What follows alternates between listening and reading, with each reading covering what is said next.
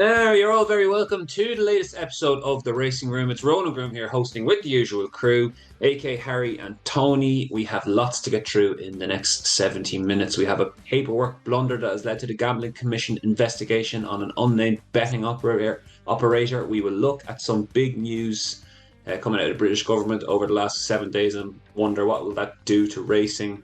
And we will discuss the McManus-owned mess pair of horses at Punchestown on Thursday. But first, we have to start with Troy the boy getting it done for Ireland out in Budapest. What a moment. My dog is just about recovered from me jumping around the room like an absolute idiot, flailing my arms, neighbours complaining and everything. But Ireland through to the World Cup playoffs. And what a weekend of sport it was, AK. Unbelievable. Yeah, man, it was absolutely class, wasn't it? Yesterday, fucking, if I didn't have kids, I would have absolutely loved it even more. It was, I would have seen even more of it. Snooker, darts, golf, tennis, big finals and everything. Just absolutely unbelievable. Absolutely unbelievable. Fontwell, what more do you want? Southern National. It was a thriller.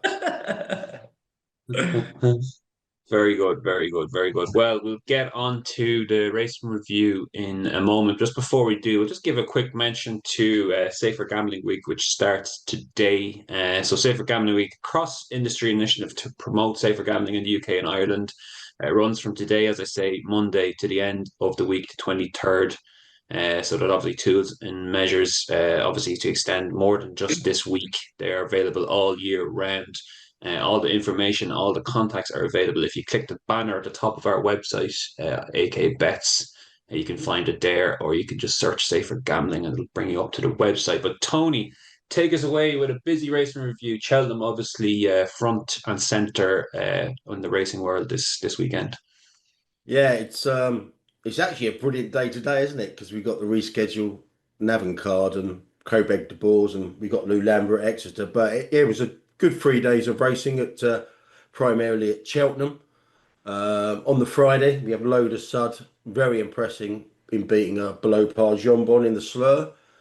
Tingle Creek next for him. Paul Nicholls in the Wilderness, really class wise, but he unleashed a smart hurdling prospect with no drama this end. That goes straight to the Cello, a race that he's had some success in recent years. On the Saturday, Panic Attack won 91 grand's worth of prize money for Skelton. So that's good news for his early trainers title bid.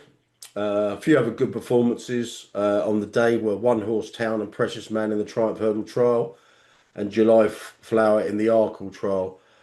Some suggestions that one could go straight to the Cheltenham for the mares or the Arkle.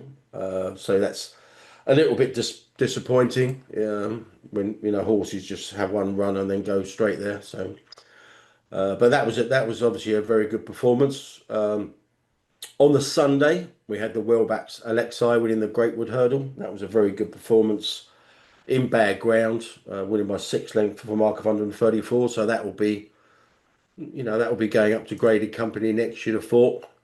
Answer to Cave won the Troy Town over in your neck of the woods, Ronan. And obviously the main talking point on that card was Final Demand winning a 2 mile 4 beginners chase in great style. Now a general 6-4 chance for the Browns at Cheltenham at the festival. We got a question on that later about bookmakers shortening of these horses to what appears silly prices. 4 months, 4 months ahead of their main Cheltenham target, but we'll come on to that later. But I spotted a talking point that I hadn't seen anywhere else before. I mean, I'll read out what the Stewards report said, but I've never seen this before. I wonder if Harry has. Basically, Harry Skelton was asked by the Stewards why he rode on the inside of the track on a 5-4 favourite. The background to this is it was apparent to everybody really that the outside of the track was the place to be after all that rain, but he rode it on the inside and he was well stuffed. But this is what the stewards reported on after that ride. It was also called Supremely West. It was a 5-4 favourite in the staying handicap hurdle. The Stewards report read, Harry Skelton was interviewed and was asked to explain his riding of Supremely West unplaced specifically with regards to his tactics when racing on the inside line, having ridden with markedly different tactics on the other two rides over hurdles on the same card, where he raced to the wide outside. Skelton explained that his priority was to sit prominently and to race with cover as his mount has a tendency to race keenly. He continued that as the pace was provided by Gower Road, placed third, who was raced to the inside. He elected to remain behind this runner, resulting in him taking this line. He further added that Supremely West handles testing conditions as well as addition to staying further, so he was not concerned about racing on this more worn line. His explanation was noted. Now, I don't know whether what prompted this, because as that report suggests, he wasn't the only horse to race on the inner, and they all tended to get stuff. But I don't know if it was prompted by betting movements from the BHA or whatever. We don't know. But have you ever heard of that before, Harry? Stewards questioning a ride about where on the track he was positioned?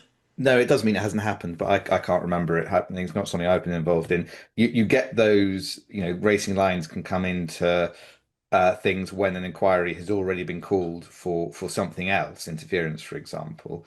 But I've never heard a suggestion that that taking what's essentially bad ground. It's weird as well, isn't it? Because they seem to be saying, well, because you rode the different horses in different races differently, it was suspect that you rode this horse this way in this race, which doesn't feel brilliant as a sort of bit of logic.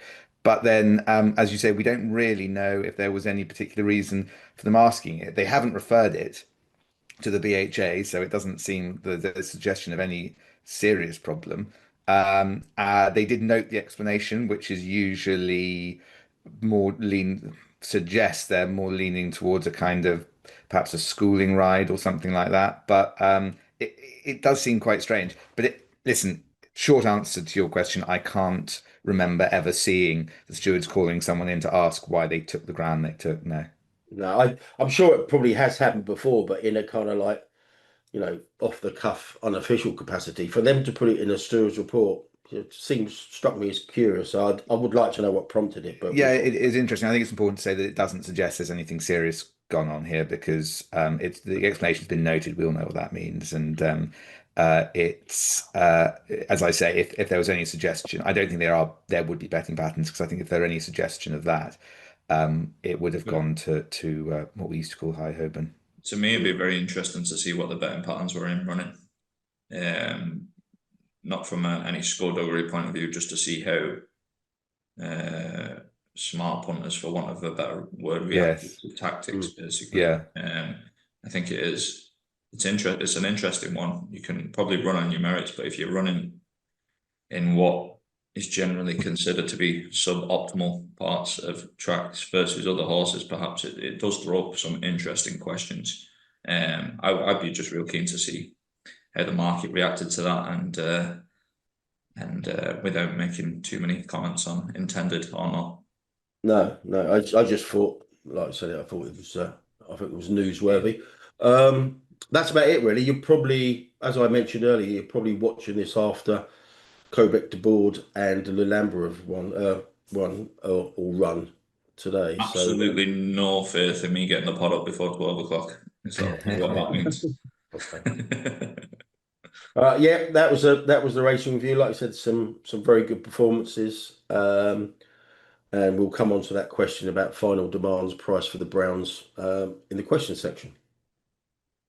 So we'll do the topics first and start off with that aforementioned paperwork blunder story that led to a gambling commission investigation of an unnamed betting operator. So this is an exclusive piece by Rob Davies in Guardian, which I'll read out to you now to give a bit of background. So the Gambling Commission has demanded a UK bookmaker hand over a trove of financial documents after the company accidentally disclosed information suggesting it may be running an illegal offshore betting operation. The Guardian understands that the company, which sponsors sporting events and boasts connections to high-profile figures in sport and politics, is a subject of early inquiries that could lead to a full-blown investigation. Sources said the company, which takes billions of pounds from the British punters every year, inadvertently alerted the Gambling Commission to potential wrongdoing during a routine disclosure of documents required by the regulator. Company mistakenly included documents indicating it had been transacting with entities based overseas, sources said. Details were written in white text on a white background, but were spotted by staff at the regulator. So, Harry, might you start here and just give us the kind of the legal side to this of how this might develop in coming weeks or months? God, it's very hard to say because we know so little about what's happened here. Just completely extraordinary that the suggestion is that they have submitted paperwork that suggests they've been involved in black market, accepting bets on the black market with text written in white on a white background. I mean, how on earth has that happened? There are a number. Well, the main surprising element of the story is that the operator is not named. Now, I can tell you, as someone who deals with newspapers quite a lot for various people, that it is extremely difficult to get journalists not to identify someone in a story like that.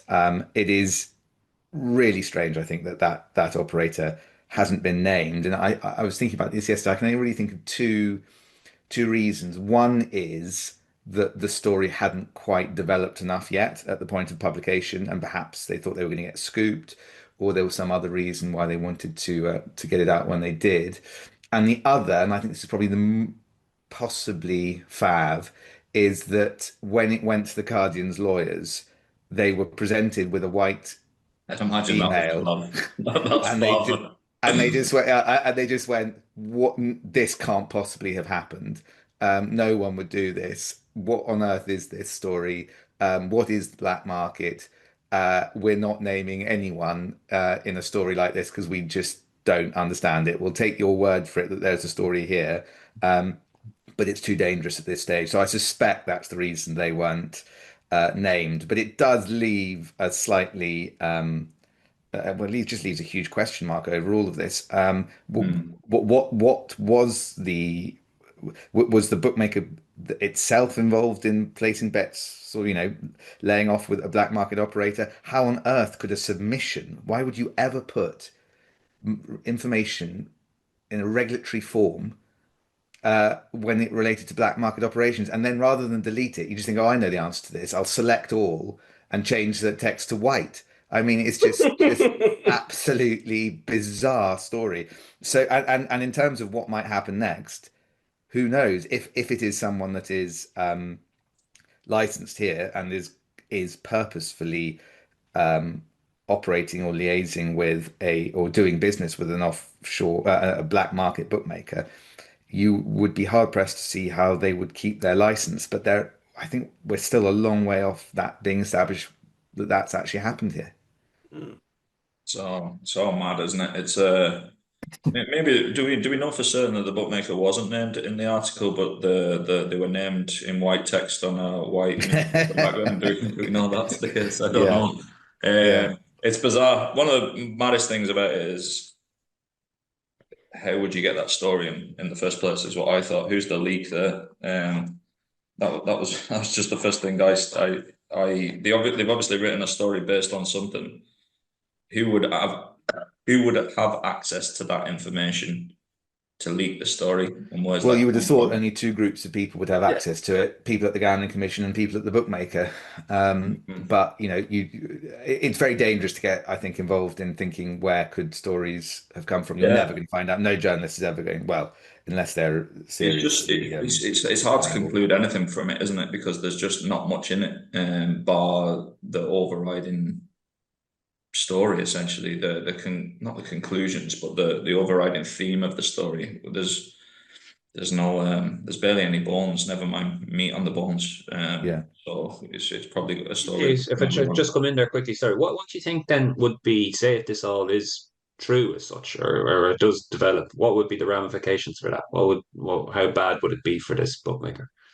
I think it depends what they're doing. I mean, we don't, if what they are doing is literally operating a kind of mirror operation that is black market in order to avoid tax and regulations, then it's a criminal offence, and the people involved in that would likely be in very serious trouble. But at the moment, that even what is a black market operator is not that easy always to establish. If they're offshore and they're licensed where they are and people are using VPNs, this is not always completely black and white at the best of times. So if it's as bad as the average punter reading that article might think it is, then it is very, very bad for the operator and indeed for the industry, because if one's doing it, you would be worried that others might be. And but we're just a long way off that, Ronan. We just don't know what's happened here, and I think the article is really unusually vague and premature. I would have liked that to have been a more formulated story when it was published, but there may well be reasons as to why it came out when it did. Hmm. Yeah, we'll move it on, gents, and we will deal with a few stories coming from kind of British government scene this week and the implications it might have for racing. So, fresh in the newspapers this morning, in the Financial Times, this is Ashley Armstrong and Jim Pickard writing. So, this is to do with the government is planning a two-tier system for betting on sports other than horse racing, with higher taxes for wagers placed online than in bookmakers. So three people familiar with the situation said that the Chancellor Rachel Reeves would maintain the current 15% tax rate for wagers on sports when they are placed in bricks and mortar bookmakers. However, online sports betting is set to face a slight increase in tax in this month's budget. The only exception will be horse racing. Betting on horse racing, both online and in person, is set to get a complete reprieve after the Treasury had been considering increasing the current 15% tax on it and other sports to be in line with 21% duty on online games such as casinos. So currently, gambling operators pay 15% duty on wagers on sports, including horse racing. There is no tax paid on bets made at racecourses. There is currently no difference on the duty paid on sports bets when they are placed in betting shops online. The operators also pay a 21% duty on online games and a levy of 20% profits on physical machines such as FOBTs. So Reeves is set to raise the levy on physical machines and online games in the budget, said two people familiar with this situation. The cash generated by a tax on wider gambling is all the more important to Treasury coffers after the Chancellor dropped plans to raise income tax. So earlier, before we had this news, we were going to discuss whether that decision by Rachel Reeves or that information coming out, the not to raise income tax might be have a negatory effect on British racing as such. But this is, I guess, a new development. Who wants first go here, Harry? Do you want to come in? Well, yeah. I mean, I'm not sure that a budget has ever been dealt with in arguably quite so ham-fisted a way as It's unreal, one. isn't it? It's Yeah. unreal. Having sort of putting out a taster 3 weeks ago as to what the budget might contain in it, in order to it seems to gauge reactions, only for Rachel Reeves to go back and apparently completely rethink, particularly her approach to income tax, but quite possibly to everything else. And yet we have another story, and I think it is in the FT, but I think that we've still got 9 days until the budget. So frankly, anything could happen.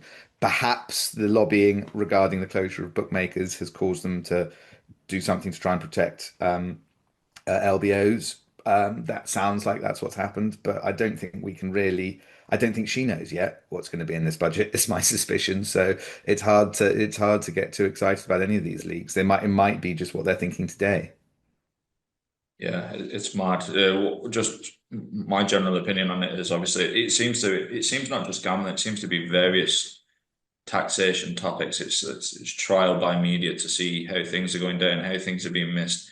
I'd imagine the betting shop stuff from Fred Dunn has really focused minds there, because it's almost as if they're not aware of it until somebody makes them aware of it publicly. And it's probably what some of the bigger online operators should have done in the UK, just a detailed specking out of how things are going to go if you do X, which we haven't really seen from many of the big online operators.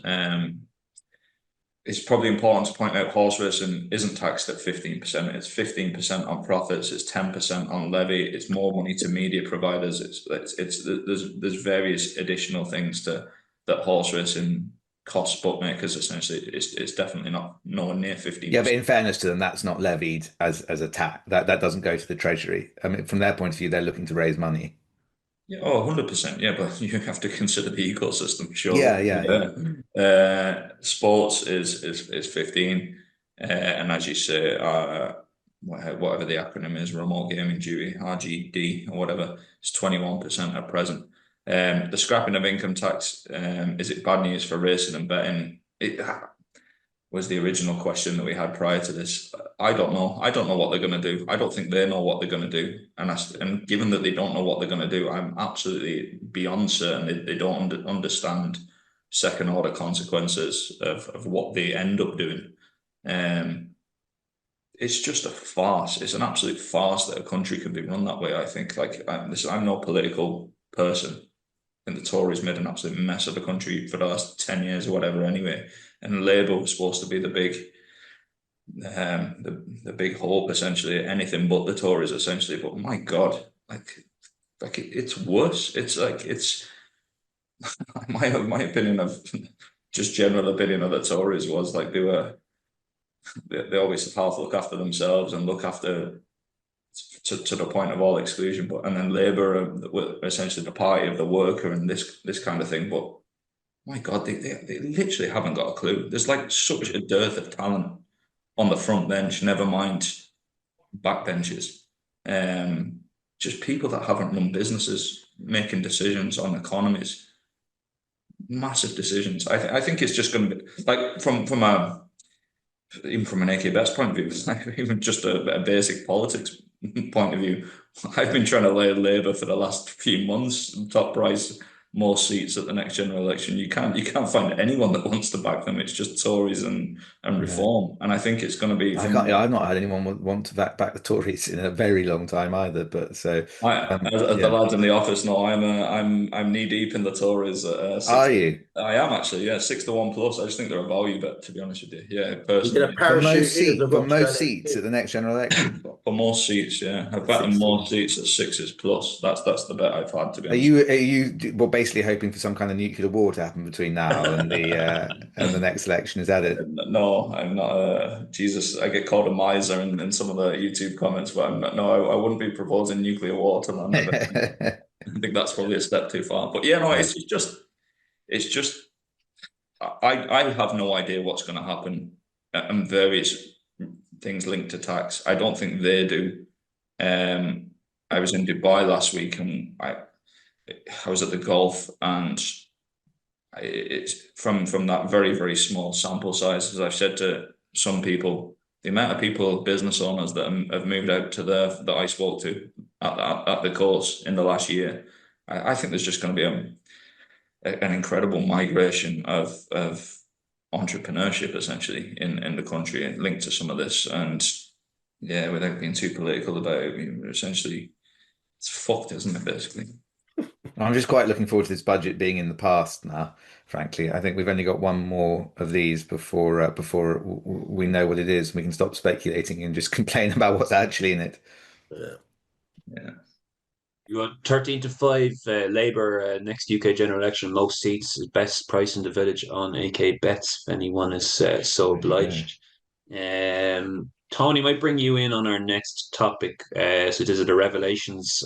Tim Allan revealed by Sky's Sam Coates. Just read out a short extract from The Guardian. So number 10 is facing calls for an investigation into Keir Starmer's communications chief.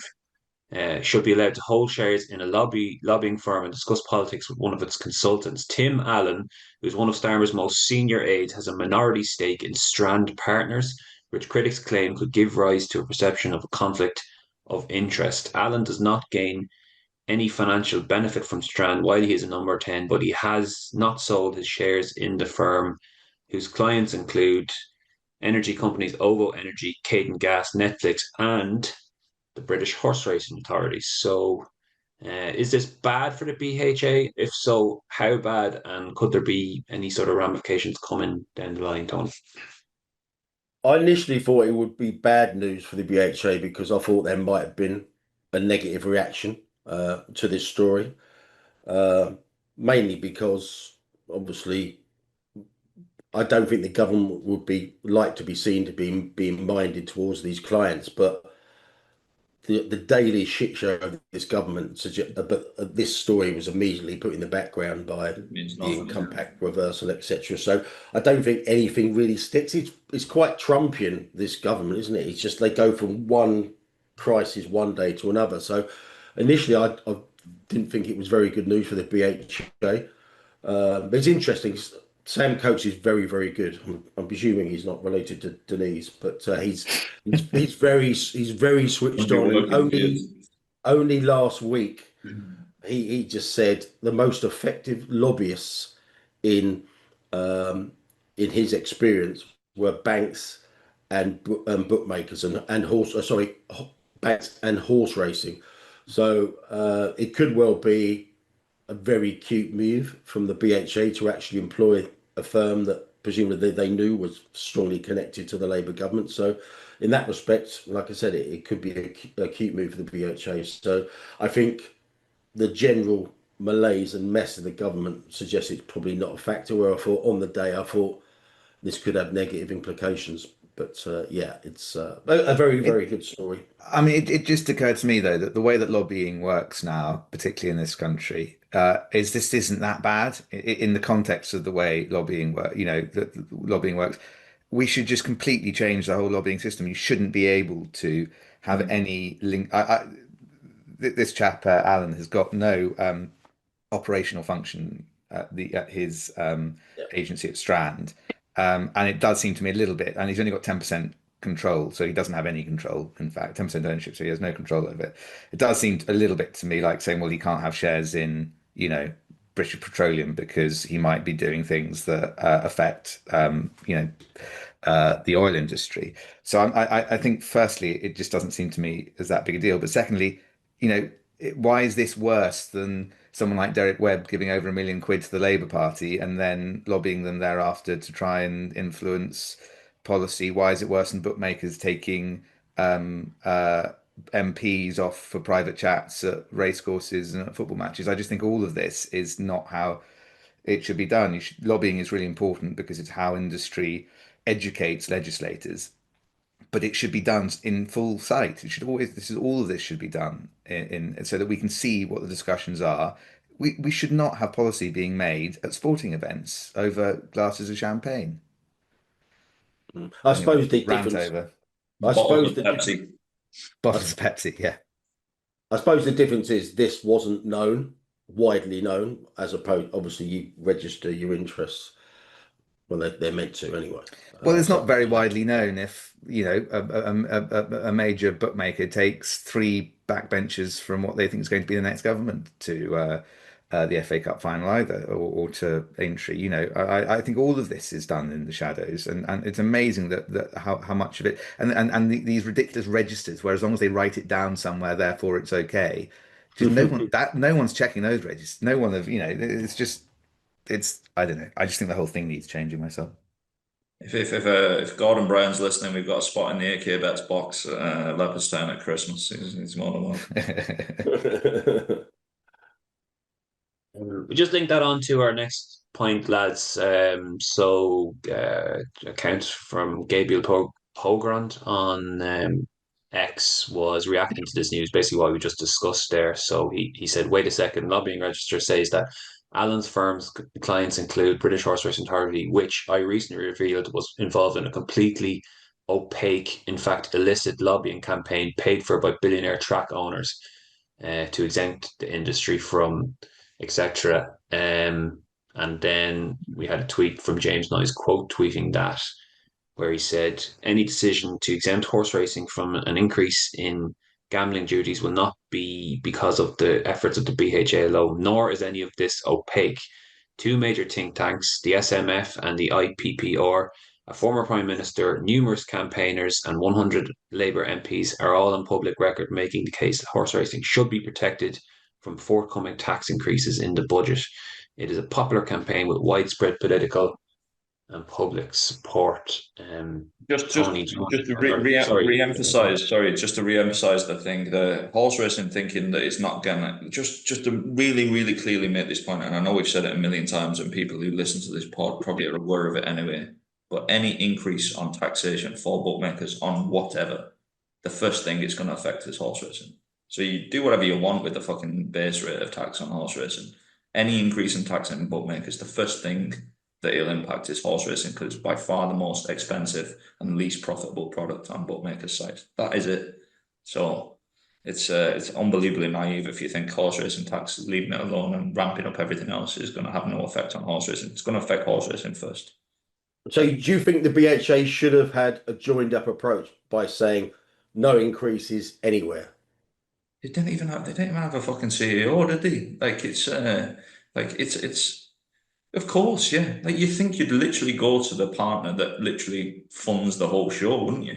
And say, Jesus, how do we protect ourselves here? Like it's just absolute madness. Like leave horse racing alone and up the tax on anything else that bookmakers, and the first thing will impact is horse racing. It's gonna whatever. But, happens, but wait a minute. The context was that there was going to be increased tax on bookmakers. That's been clear for about a year, that there's going to be increased tax on bookmakers. You need to make that point. People are grandstanding and making the point that, oh God, we've campaigned for no tax on horse racing. Tax is irrelevant almost. It's tax on horse racing is irrelevant. What that rate is irrelevant. The overall situation is what levers you pull to gain more revenue for the exchequer, and doing that on certain products for bookmakers is going to impact horse racing first. That should have been made abundantly clear by everyone, probably by the major bookmakers as well, more than anything else, because they're fully aware of what they're going to do, I'd imagine, and the impact it's going to have on them, and where they're going to have to save money. It's going to have this budget is going to have a detrimental impact on horse racing, even if the rate of tax on horse racing stays the same. That is what's going to happen. So, but the reality is that I appreciate your thing, Harry, where you're saying, well, they were going to raise taxes anyway. So, and I agree there should have been some kind of joined up approach between the major players. We're not a major player, we're a tiny little player. It's fucking irrelevant, almost what we think. The bigger operators, the BHA, they should have got to come together and gone, they want to achieve this. As with the same thing with ARC, for my opinion, ARC is for sale. I think ARC's been for sale, like bloody Boyle Sports. It's been for sale for ages, and I'm not sure they're going to find a buyer. I'd be going to ARC and saying, we have too many fixtures in horse racing. The product's an absolute mess. It's declining year on year. We want less fixtures. How can we help you generate some money by selling land and making money for your company whilst also protecting horse? I'd get together with ARC if I was horse racing and say, how can we support you, sell a few tracks and bank a few bits of money and reduce our fixture list? That's what I'd be doing. And I think it's what the BHA and bookmakers should have done with the government. We need to raise tax, but we don't want to affect horse racing, because we all love horse racing. Sure, I love going horse racing. The BHA is not really a commercial. This is going to have a big effect on horse racing, whatever it is, because it's just not been done right.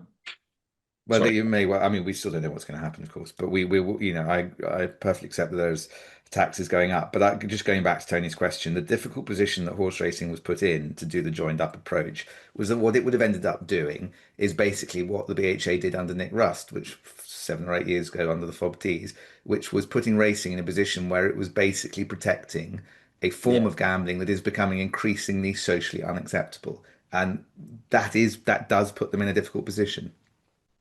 Yeah, I do have a lot of sympathy with BHA, because if they were to come out with a strategy saying leave horse racing alone and leave bookmakers alone, you'd have lost the first one. You'd have basically your voice lost is the gone. whole. I'm not saying that. Sorry, I'm not saying that should have been the strategy. I'm saying there should have been some proper cost analysis and the second-order effects of what will happen. And you can think stuff is socially unacceptable. Fucking hell, I think smoking's. I don't understand why anybody smokes, but it's fucking irrelevant. People are going to do it. And what is going to happen here is the people you want to protect. As we've said, sure, that black market is getting bigger and bigger and bigger. We were talking about it in the first bloody story here today. It's gonna it's going to But the mushroom. industry that facing a tax, a regulated industry facing tax, that hasn't said, oh, I mean, you'll send people, even lawyers do it. Lawyers say, oh, one of the important things about regulation is it stops people going to unregulated lawyers. Unfortunately, it is just what industries do when they're facing tax increases, is they say, well, you're just going to encourage people to black markets who don't pay tax. So while I perfectly accept it is true, it only goes so far as an argument because really the only people making it are bookmakers. Well, well, it shouldn't be just bookmakers. It should be people that rely on the ecosystem of the whole industry. Like, Yeah. if you're looking at a FTSE 100 company that's 80th in market cap and is number 18 in the amount of tax it pays, and then saying we want to raise the amount of tax that that company pays because they're not paying the fair share, I think it's fucking insane, is what I think. Well, look, I've made this point before. I just think that the problem with the black market argument is that to people who don't understand it, it's too simple to answer. It's what Matt Fucking Zarkov said on the understand it BBC then. the other Fucking day. understand it Well, then. you can't get If you this. don't understand it, We're you now just fucking sit out of the but this is now conversation. macro policy, AK. You've got to get people who don't really understand to take a view on it that is broadly supportive. You're not going to get, the Labour Party are looking at the moment at a mixture of how do they get money and how do they not lose votes. Those are the two things that they've got to balance at the moment. Doing And a at the great moment, job. well, They're doing a great job of both. they're doing a very bad job of it, but that makes it Yeah, all yeah. more dangerous in many ways because they'll start doing things that are even more unpredictable.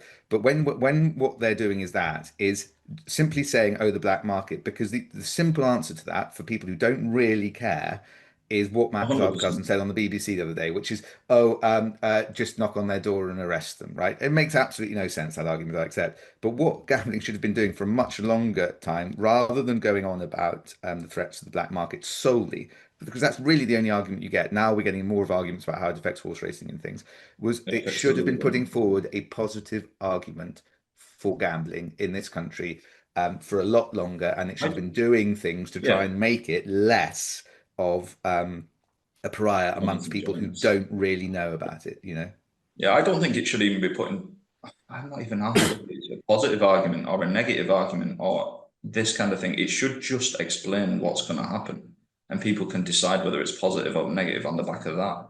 I think I try and take the emotion.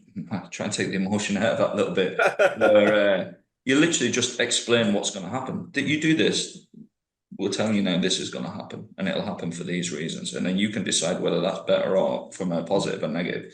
I'm not even sure that just extenuating, or whatever that word is, the positives is the right approach. I think it's just documenting what will happen, as people did with affordability, and morons just fucking in this debate. Well, I suppose one of the messed this stuff problems, up already. one of the Let's problems with saying move what will on happen before and we costing only it. lose Yeah, our go on. Apple Let's move Clean on. license, Sorry, absolutely. lose our Apple license completely.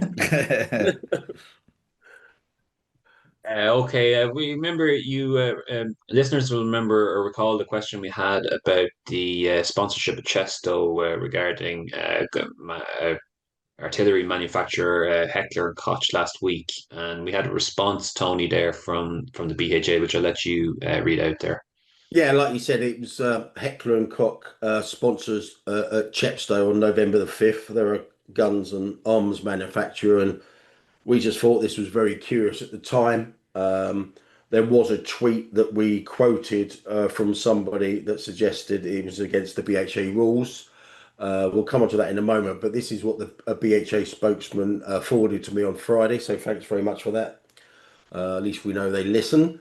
A BHA spokesman said about the above matter, while the BHA can take action in relation to race names where it is deemed they are not appropriate, such as where they are offensive or supportive of a political cause, we are not involved in commercial agreements between racecourses and their partners.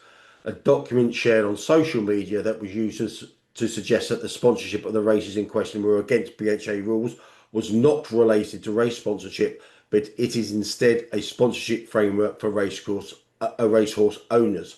Any questions regarding commercial arrangements made by race courses should be directed to the relevant course. So that was what they sent me in full.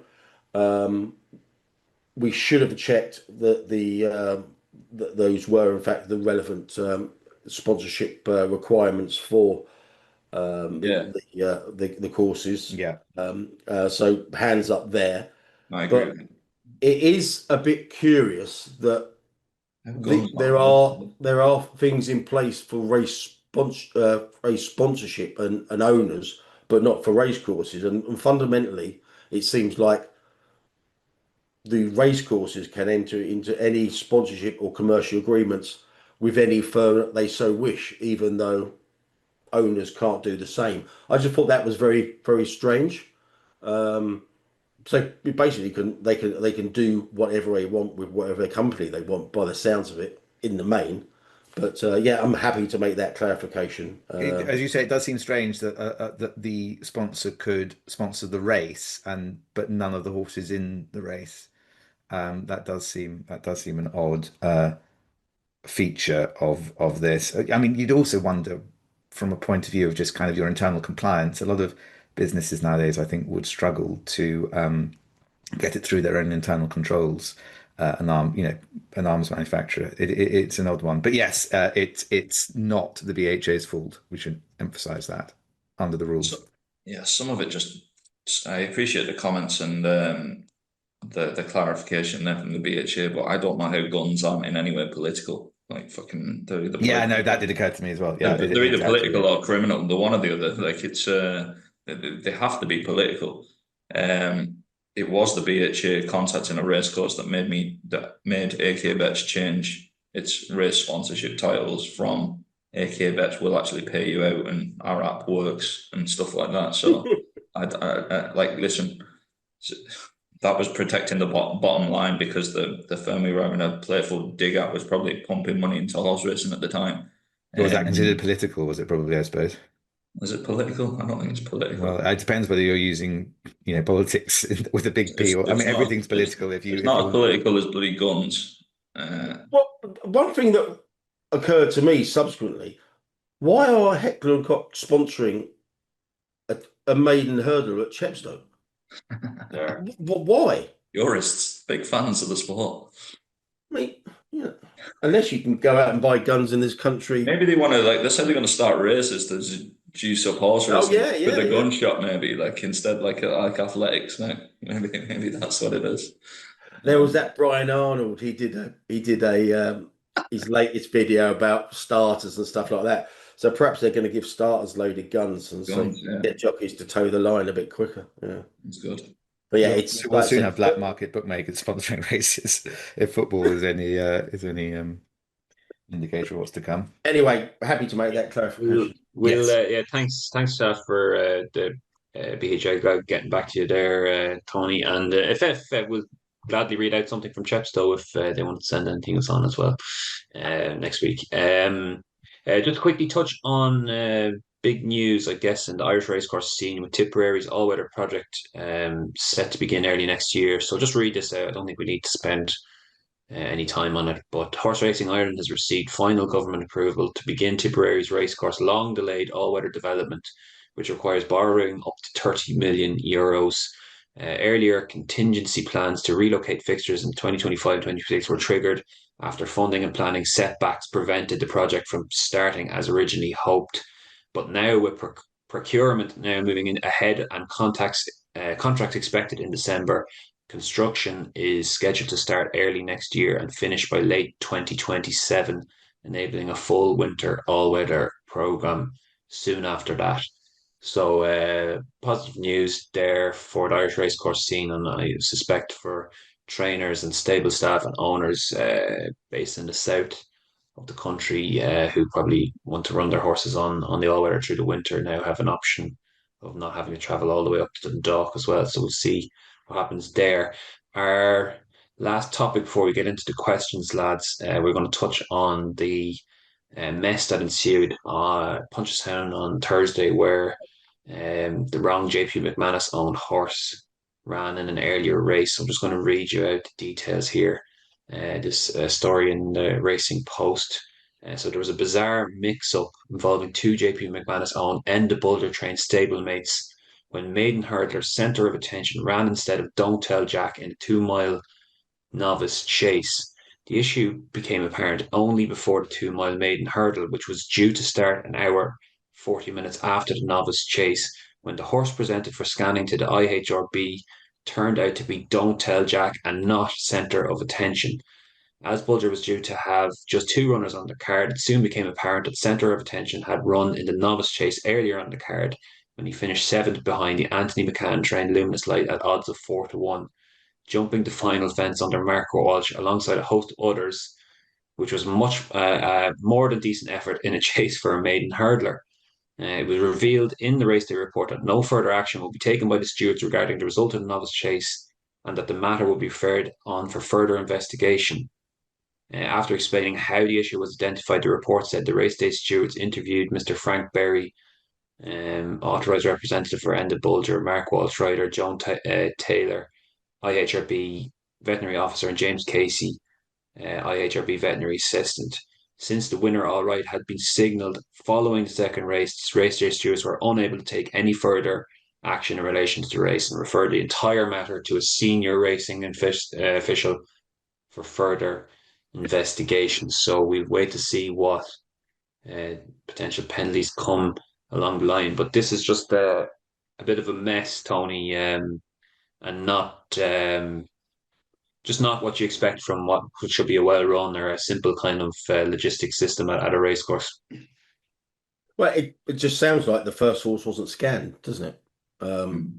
So they must ask questions about why that wasn't the case. Now, there were a lot of people on social media, quite rightly, just saying, I backed that horse and it wasn't the right horse. And why can't I get my money back just because the weighed-in signal was given? It's a complete mess. But the question has to be, why wasn't the first horse scanned? And, the cynic in me suggests, how many times has this happened before and we don't get to hear about it? And, it'd be the easiest thing in the world for the guy doing the scanning after he's not scanned the first one, presumably, to keep quiet and not scan the second. So we'd never heard about this. But it just, something's not right somewhere by that process. Just has totally failed, isn't it? And it's failed the people who've backed that horse. Yeah, 100%. It's just far from satisfactory, obviously. And IHRB or whatever the body is, it's HRI, whoever it is, they're going to get plenty of abuse there on the scanning. Like if you had one runner at the track, how many times does that happen if you're not being scanned? And one of my things is the authorities are going to get plenty of abuse for this, and everyone's not happy with it. But I always think the trainers and the people in the yard. Like I've been to, I'm absolutely convinced 99% of the sales of horses are Emperor's New Clothes. I just don't think anyone has a clue what they're talking about most of the time. Whenever I go to the sales and the lads like take this out for a walk and look at it trotting, look at its fucking off floor there, and look at its coat and stuff like that. And I'm looking at it going, it's a fucking horse. I can't. And he got a big head, and he got big ears, and fucking. I was like, I think actually you have already the point I'm making is if you're a trainer and you've got 2 horses and you can't send a fucking right one to race and you're meant to be making all these little observations sales, like how can you give that a horse? Like he doesn't even know what that fucking full horse is. Yeah, it's a grey. Yeah. yeah, exactly. It's just bizarre to me. Yeah. I just don't know how it happens for various reasons. So weird. Indeed. We'll wait to see what actually comes out of that in the future, but not a great look for Irish racing. We'll see. We'll go on to the question section. We're in good time, lads, for once. To my money, we're hitting the question section here before 49 minutes, so dream of an hour podcast is well and truly on. One-word answers to the questions. So, starting off with Brady asks, why are Paul Nicholls' horses way off the mark, and is he considered a top trainer anymore? That's one for you, Tony Calvin. He's obviously struggling for quality. When you refer him to likes of Mullins and Elliott and Dan Skelton, but he had a decent one on Friday, as we outlined. No drama this end. He doesn't help himself after the race, though. Did you see a few comments on that? He was comparing it to Denman. Like, what do you do? Why are you saying that? He's just won a novice hurdle round. I read that. I saw that, and I just thought he was very emotional about a grade two winner that's on his hurdling debut. And it's interesting. if he listens to this, he'll probably text me and have a pop. But I thought he was kind of like very emotional when he was on the opening show a couple of Saturdays ago as well. It might have been this Saturday. He just seems kind of like he knows he hasn't got the class he's had on in previous years.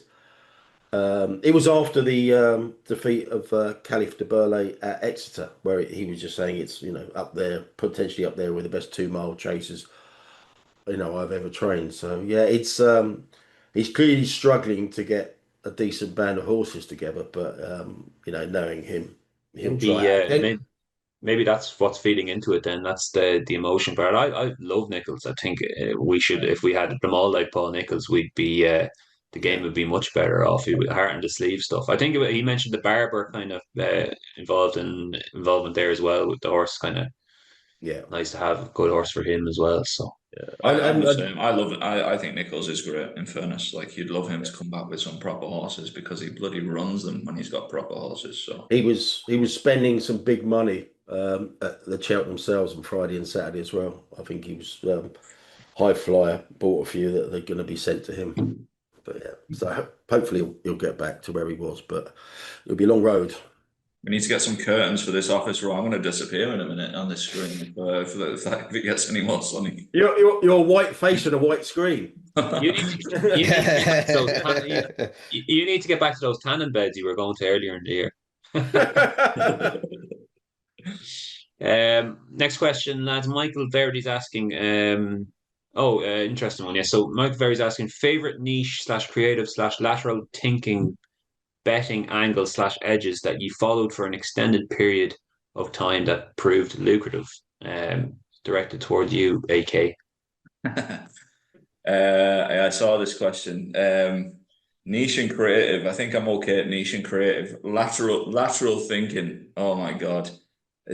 I'd love to be able to think laterally, and I just can't. You know, when you see them tests occasionally, like online, and lateral thinking tests, my brain just doesn't work that way. I always remember, I think lateral thinking is similar to like in a real concept. It's kind of like a real example would be like, them escape rooms. Yeah. I think that's all lateral thinking. And I've done escape rooms once, did it in Dublin. When you're still in it. With my missus, her mate, and a mate's husband, right? 4 of us are stuck in this room. Fucking hell. And there's no way she's listening to this, and I'm happy enough to say it now. But my missus's mate just says some mad stuff. She wouldn't be the... Yeah. Just stop there. Yeah. And I was like, fucking hell, we're going in this room with these, like, we'll be here all day, right? And she was unbelievable at it. Like, from a lateral thinking point of view, she was making connections between stuff, and I was like, what are you on about? And then fucking turning keys and then opening rooms and stuff. I'm like, it doesn't make any fucking sense. Like, I'd still be in there now if it was me. So my brain just doesn't work that way at all, but some people do. I wish it did. I think I've said it before in the odd podcast before. Favorite niche creative betting thing was bet builder when Maradona died. Essentially, Maradona died, and we were basically betting. Lionel Messi never gets yellow cards in matches. He just never gets booked, basically. And Messi started off at Newell's Old Boys, as did Maradona, and we were tracking his Instagram at the time, and he was very emotional about Maradona dying and stuff like this. And between myself, and it wasn't my original idea, in fairness, but I think I recognised the gravity of it and scaled it up pretty well, was realising that Messi might score against, I think Barcelona were playing Osasuna a couple of days later at home, and Messi was like 8 on to score in the match or something like that. And my mate said, Messi doesn't get yellow cards. We think if he scores against Osasuna where he's 8 on or 6 on or something like that, he'll take his shirt off and he'll have a picture of Maradona on the shirt and he'll get yellow carded. And it'll be like a bit of a moment sort of thing. So we were basically betting Messi first goal, anytime scorer, and also to get a yellow card in the match as well. In bet builders, it was like 33 to 1. The first goal combo was 33 to 1. And it's exactly what happened. Bit of a sweat, actually. Barca were about 14s on for the match. It was 0-0 after 70 minutes. And Messi, it's absolutely typical. And Messi scored first in like the 70th minute or something like that, and whips the shirt off and has Maradona's picture and gets a yellow card. And it was just, that was one where I thought it wasn't my original idea, but I was the one out of our little group that just said, this is a great show and it's an unbelievable show and we should get as much money as we can on it, sort of thing. So that was a real enjoyable, creative one, I think. Very good. Yeah, I can definitely attest that from my own experience, AK is no good at lateral thinking. Any examples, Rob? We'll move it on to the next question here from Stuart Acaster. If loads of betting shops did close down after the budget, would that be the end of the Racing Post? Surely most punters aren't buying it these days, and the online stuff keeps containing basic errors, as we saw yesterday. I didn't catch it. Was there a big error in the post yesterday, I lads? think But yeah, I think one of the office juniors put up a picture of Ollie Murphy after Harry Durham's horse won the Triumph Hurdle trial. So okay. not in the paper itself, just online. Yeah. I don't know. How do you feel about this in general? The Racing Post kind of general state of play at the moment. I think they're probably quite reliant, as is horse racing in general, just on the survival of the high street. And it seems from our earlier story that some of those rates aren't being touched on the high street. But I think the high street will continue to gradually decline over the next few years. Shops have to pay an awful lot more than you pay in the news agent to put the post up on the wall and on their screens. But I think that it now, it's got sort of four main income streams: sale of hard copy newspapers, retail, sale of the hard copy into and now screens into shops, then affiliates and advertising. I think probably affiliates is where it's really making money now. So while it wouldn't hurt, I don't think it would have hurt like it would have done 20 years ago if shops started closing. I think the Racing Post is probably well aware of how the trajectory of shops and how that will change. Even 5 years ago, they were probably aware of it and then doing different things like grey on TV and just going more digital, obviously, and moving away from the retail. And that was probably prudent. And I think it's probably going that way. It's going to go that way a lot further as well. So anyone relying on shops is probably for the long term.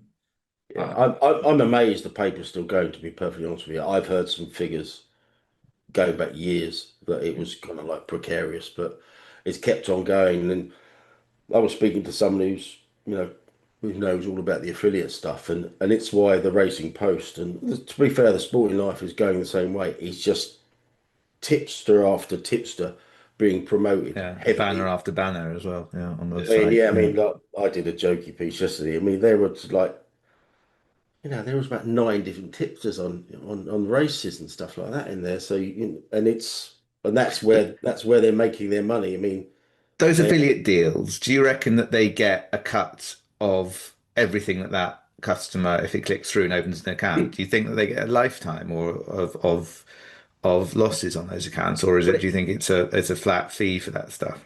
To be honest with you, I don't know, but I imagine bookmakers will cut their own deals. I think I told a story on here a few months ago that the Racing Post bonus one year was dependent on one 365 punter losing a fair chunk before Christmas, and it's obviously a very lucrative deal. And like I said, loads of people are out. I mean, like I think Anthony said before, the likes of Odds Checker are massive affiliates, aren't they, and things like that. It's they do get a cut of presumably losses more than anything else. Yeah, it's generally lifetime. You do get CPA, cost per acquisition, and then a percentage of either over a certain period or lifetime of an account. What obviously is cannibalizing those industries a small bit is just the general merging and attrition rate of bookmakers in the legal market anyway. So some of the big ones merging together has probably not been ideal for affiliates. The fly-by-night brands that come and go, are very churny as well, which lends itself to that. Yeah, affiliates, I think, like it is what it is. It's an acquisition channel, and yeah, There's nothing wrong with what they're not. No one's no, suggesting they're not doing something anything on wrong. affiliates, Yeah. and I can't remember what I was going to say. Any business who can monetize it in that manner are going to do it, and especially when you've got declining paper sales across the board, not just the Yeah. racing. But if you're £5.50 for a paper, It's that insane. you can read in 5 to 10 minutes. It's Yeah, insane, yeah. isn't it? It's like It's madness. Mate, Yeah. and the online deal at the Racing Post, I mean, I pay, I think it's £449 a year or 499. yeah, And for that, you get everything that you get in the paper online. Also get the Weekender if you want that. You also get the Racing Football Outlook. The online deal is superb, but the everything. paper value is, Yeah, I wouldn't give you £2 for it. Well, yeah, one's there at the point now where they don't really care whether it sells or not, Yes. and that it's just out there to keep the brand recognition in newspaper. You know, it's quite unusual, the Racing Post, in being a specialist industry newspaper that is put up alongside all the mainstream newspapers, and perhaps that's got some value to them. as my buddy says, you won't even nick it from the betting shop anymore. It's Yeah. I think that's quite harsh. but no, it's generally the way it is. Like I always wonder if is there any kind of market for just selling a newspaper for a quid that's just got cards and bits and pieces, because I don't know if that cannibalizes the actual post. It probably would, because whenever occasionally four times a year probably I buy the Racing Post. I probably buy it for the big kickoff pull out and just to see what people are saying about the lower leagues and stuff like that. Very rarely would I buy it outside of that, and every time you buy it, I'm just like, I always regret it. I'm like, why have I paid £5.50 for this? Or there's just nothing in it. Like, No, I agree, and I think it the used other to be very good. It used it to all, be when Palmer did an article on a Sunday paper. Used to be brilliant. I thought it used to be really good. Steve Dennis used to do a 4-page long read, which was actually really good to read. Palmer used to do his big spread of frolicking around gambling markets for the previous week, and it was just an unbelievable read. And all that's been canned. Whenever I think I bought it on a Sunday a couple of months ago, there was nothing in the Sunday edition. Like there's just nothing there. Adverts basically. So it's like Loot I magazine. always think that something that would do very well would be nice race cards that have absolutely no advertising on them, because it's almost impossible to find a race card that isn't tattooed with and any all kind of adverts. But I suppose the problem is, how do you then monetize it without taking the adverts from the bookmakers who want to cover them in adverts? But yeah. We'll leave it there, lads, and move on to the next question. Stuart Lightfoot, does AK have functionality currently at his disposal where they can restrict customers on particular sports/markets only? Would he welcome more options in this area? We do have that functionality, yeah. Generally not price sensitive, but yeah, I suppose price sensitive customers are going to be price sensitive about multiple sports. I think you can get customers, obviously, that get caught up in the wash of certain things, and for whatever reason. What I would like, which I don't have the functionality of, is that when we have a feed provider, we basically take everything from that feed provider. Our platform doesn't have the functionality to say we don't want that market. It's horrendous. So when you order football games, of which there'll be thousands on an average week, you're taking all markets for all games. And I think that's where some of the problems occur, where in an ideal world, you wouldn't have those markets under individual games, which are problems. And that's where I suppose we have to operate a one size fits all policy sort of thing, where if you target certain very, very low level, low pricing confidence markets and days out and things like that, in an ideal we wouldn't offer them, but our platform functionality, we just have to, essentially, and we don't really want them, essentially. So that's where some of the crossover can be. We can restrict by sport, or increase by sport, or both ways, essentially. Harry Diamond's asking, Navan moving meeting from Saturday to a Monday, how much revenue would that cost them? Well, I guess you're just dealing with the gate receipts there. Navan, I suppose, worth pointing out, is the HRI own track, so probably not hitting them as hard as maybe a independent track as such, and they still get the media rights money today for that meeting. But AK, would you hazard a guess of what sort of crowd would be in Navan on Saturday, and then maybe multiply that by what the gate receipts of whatever they were saying, Uh, 25 quid or something? I could probably speak more generally about Navan. We had two pitches in Navan. It's one of the few tracks we've sold pitches at. And I actually like Navan from a race score perspective. It's just from a bookmaker perspective, it made less economic sense to us, and we were getting good money for our pitches, so we actually sold them. Navan has 18 meetings a year, from memory, or it did when I owned a pitch there last year. And it has a couple of big days, and it has a lot of quiet days. In fairness, the flat cards in the summer probably don't benefit from midweeks and 35-minute gaps between races and eight race cards and stuff like that. It's kind of one of the tracks where you can get your massive run of fields, and they have the big gaps between races. And from a race car perspective, the quiet means can be very quiet. Sometimes, similar to Dundalk, sometimes the quiet means they actually don't even open the bar inside. That's how quiet it is. The big meetings at Navan, like the Troy Term, which would be obviously a real big one for them. They get a big crowd, but then the flip side of that is absolutely every bookmaker under the sun dilutes it and turns up, and it's even the big days from a bookmaking point of view weren't that big really. So yeah, I don't know how much does it cost them. I'd imagine a lot in the hospitality side of things. I'm looking at the bookmaker group this morning. There's loads of bookmakers not going to Navan essentially. So today, so it's just judging by that bookmaker group, bookmakers aren't expecting much of a crowd today, given the amount of them dropping out essentially. You wouldn't expect on a Monday, I suppose. I think it's a reasonably new concept, the whole Navan Race Festival thing. They moved a couple of meetings together, kind of following a trend of a lot of race courses, and I guess the big thing there is momentum really with a festival. So to lose that on a Saturday would Yeah. definitely You know be what? a huge blow. I don't know how feasible this is, and just off the top of my head, it's probably an absolute logistical nightmare. But does it make sense in an example like this one at Navan that racing can run races on the Monday, which is fine, but should it group all its good races? Should it change the two cards to put all the good races on the Sunday and get a shitload of people to go on the Sunday? Make the card so good that you have to go on the Sunday, and write off the Monday essentially, where you put all your crap races or your lower grade races or whatever on the Monday. Could horse racing, in that example, adapt? Like I always think of that first Cheltenham I was at, where because it was the high winds and the Wednesday got cancelled, the Thursday and the Friday was just unbelievable. It was like Champion Chase followed by World Hurdle. It was like unbelievable, like for my very first Cheltenham, and on a much smaller scale, obviously. But could Navan and the authorities just adapt and just put every race people want to see, the big races, all on that Sunday card, and make people absolutely desperate to fucking, I have to go to this card. It's unbelievable, because they're not going to go to the Monday anyway. Yeah, Yeah, well, they've done well to reschedule Saturday for Monday, because that probably wouldn't have happened over here. yeah. A question from David Brown, a second last question, lad. So we see horses shorten in price almost automatically, regardless of how convincing their win was for Cheltenham.